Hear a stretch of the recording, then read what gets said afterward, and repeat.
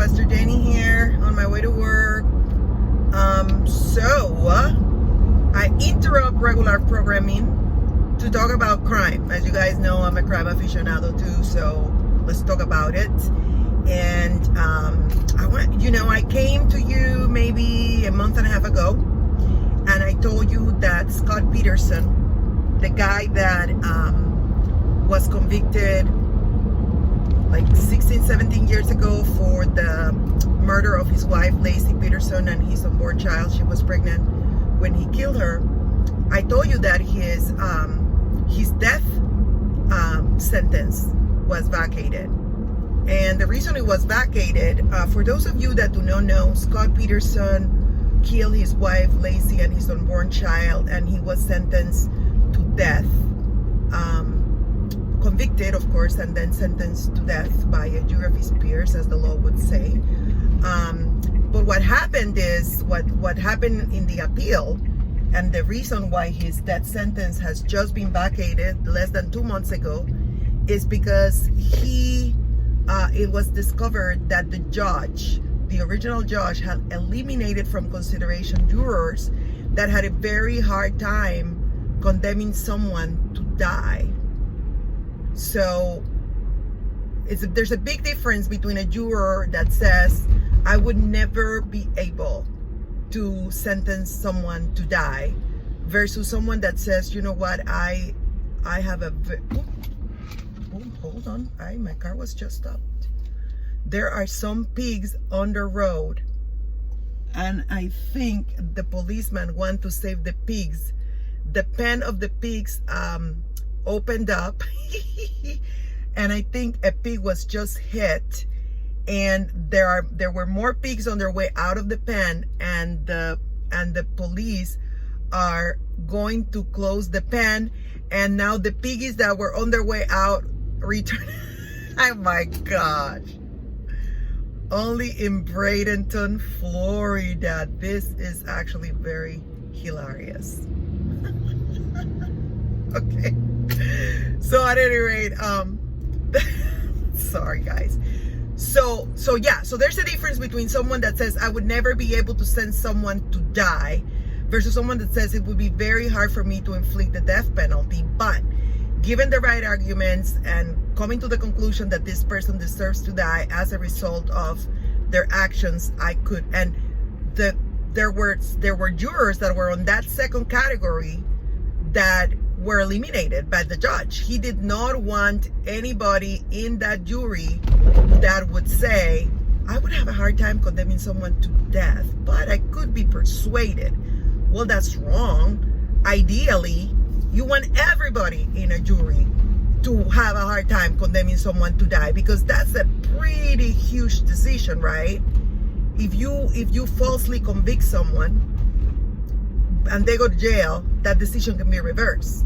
If you falsely convict someone and by any crazy situation the decision needs to be reversed, you can't undo it. The person's dead, right?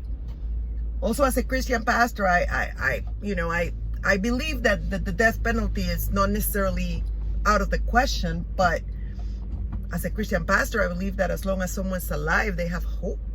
They have hope to reconsider their ways. They have hope to repent. They have hope to maybe do something in jail. I'm not saying that they don't deserve to pay consequences for their actions, but if they're in jail and they don't pose a danger to anybody else, then I guess you could argue that the person could stay alive and maybe do something with their lives behind walls without posing a threat to anybody. I could go either way, but the point is that judge eliminated jurors that would have been perfectly okay condemning someone to die, provided they were given the right set of facts and the right justification. Instead, he eliminated it, and he only left in the jury people that would absolutely be okay and have no problem condemning someone to die. And that is why on appeal, less than 2 months ago, that sentence was vacated. And I remember that I was very facetious and sneaky, and I titled my video something like is Scott going to get a new trial, or is Scott's sentence being vacated? And I was facetious, obviously, to attract your interest to watch the video. I'm going to leave the link to that here in the description. But right now, we're looking at something entirely different. Entirely different. This is why I call this video Chris Watts and Juror number 7. And before I go into that, I want to encourage you, if this is the first time that you join our community, we do not have pigs that get out of pens in the middle of a recording all the time. Number one. Number two, I do this video sometimes when I'm driving because I think it's kind of fun. It's a great way to kill the time. I never look at the camera, so I'm not putting anybody in danger. I was able to look at the policeman that stopped me because they wanted to save the piggies, right? So that shows you that I'm focusing. And the only way I look at the camera is if I get on a red light or something like that. So that's number 2. Number 3, welcome to our community. Please subscribe to our channel. Follow us on Instagram, Twitter, YouTube, you name it. You're gonna find a lot of fun stuff in this channel. It's called Life, and we do a little bit of everything. And I'm not in it to get a lot of views and a lot of subscribers, although I have quite a few subscribers, all things considered. But in reality, I do this because my mission is to love God and change lives. And if I change one person's life as a result of these videos, then I am very happy about that. Okay? All right. So,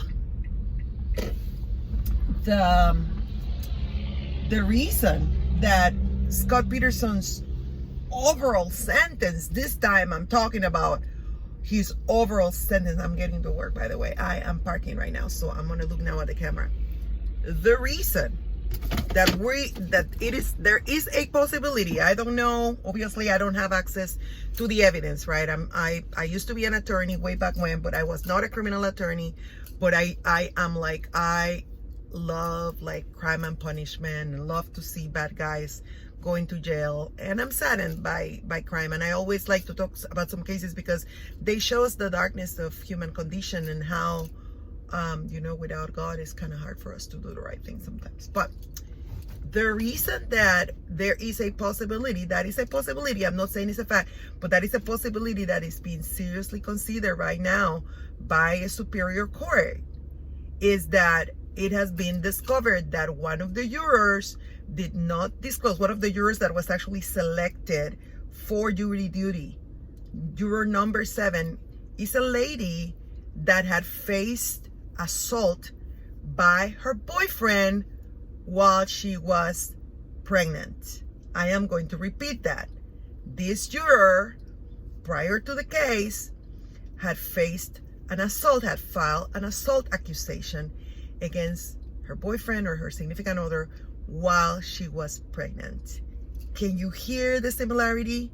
Can you hear why such a juror could be biased, could be predisposed to condemn someone who was accused of killing a pregnant wife? There is a correlation, right? And so this lady has been very vocal and has said that she just forgot. She forgot to disclose that. That's the kind of stuff you never forget to disclose. Like, if you are pregnant and your significant other tries to assault you while you're pregnant, and you take them to the police, you report them to the police, even if the case never makes it to court, which this case never make it to court, that's not something that you are likely to forget, particularly when you are like seeing a case that involves someone's murdering or allegedly murdering his pregnant wife. Like, come on.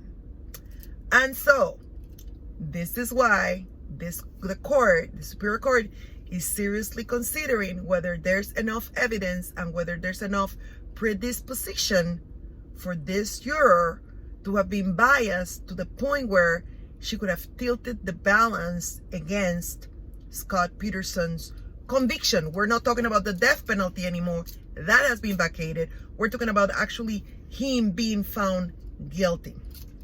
Now, as the majority of probably America, I happen to believe that there's plenty of evidence to support, circumstantial though, that Scott Peterson killed Laci and Connor, his unborn baby. I really believe that. I also believe that he was caught when he had like shaved his beard and colored his hair blonde, had a lot of cash, and he was getting ready to skip town. And there's just a lot of non-explained things. Do I believe that it was proven beyond a reasonable doubt that Scott Peterson killed Laci and his unborn son? I kind of believe that's the case. There was just a lot of premeditation. His family, particularly his sister that is fighting for his freedom, is saying things like, there was a burglary right across the street from Connor, from Laci and Scott. Well, but hold on. The body, when Laci's Peterson body was found, it had been weighed down by like blocks, and there were blocks attached to the corpse, and those same blocks were found inside Scott Peterson's garage.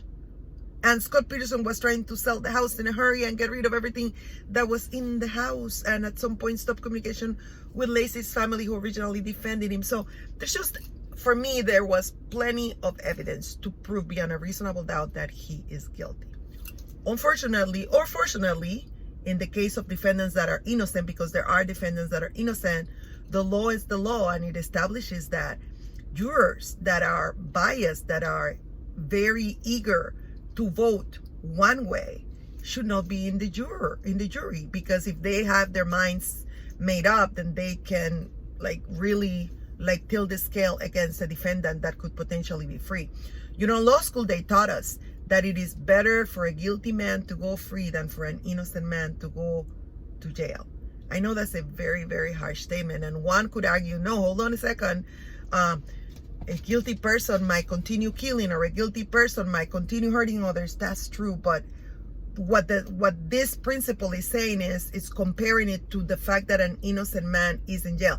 I don't believe that Scott Peterson is innocent, but I do believe that one of the reasons the law establishes that a juror that is predisposed to rule one way versus the other should really not be in a jury.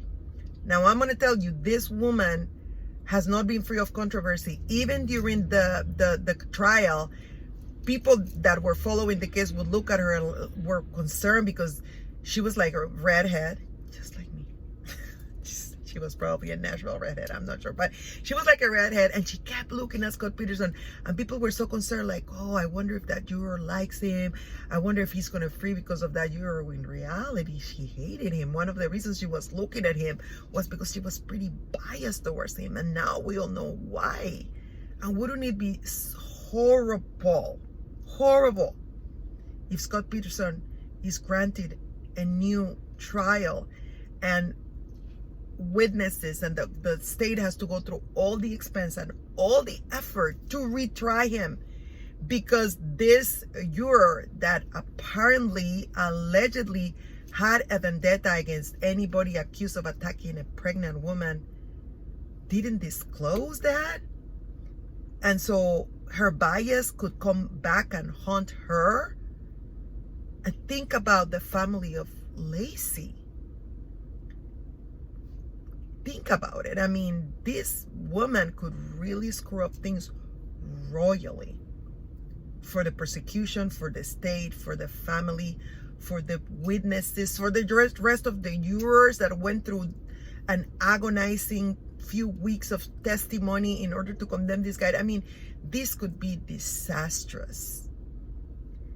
And if the Superior Court establishes that indeed he has to be retried, I don't think that we could really honestly say that the sentence is being vacated on a technicality, because it's a constitutional protection, and it's there so that innocent people that get accused of a crime, and it happens all the time, have a protection.